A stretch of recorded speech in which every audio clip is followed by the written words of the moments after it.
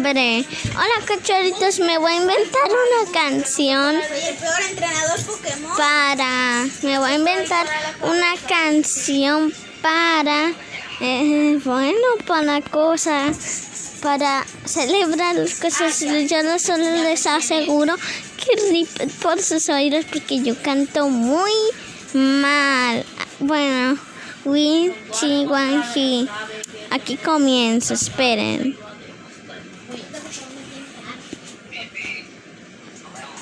Oye, ¿qué pasó con esto? ¿Qué onda? Ah, ya entendí. Debo reponerme una cosa, algo así, porque yo no puedo así. No te muevas. ¿Ver? ¿Por qué no se tiene que mover nuestro amigo Yerian? ¡El trasero, Yerian, y lo logré! Yerian, agradece a tu trasero. Logré cantar. Bueno, esperen, aquí yo les digo cuando yo voy a cantar.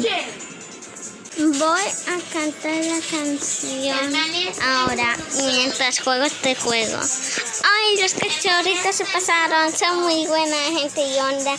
A mí me encanta su actitud y siempre me ha gustado cómo es esto. Ellos son súper buena onda, son mis amigos y son súper buenos, los cachorritos son súper buenos. Y si no me quieres decir que lo son, a los haters no me importa porque yo tengo a los cachorritos. No me pasa, yo no le haría nada, aunque los haters me prohíban eso. A mí no me importa porque simplemente los cachorritos son los mejores. Esto es lo mejor. Cachorritos son lo mejor que me pasaron toda la vida. Cachorritos de corazón.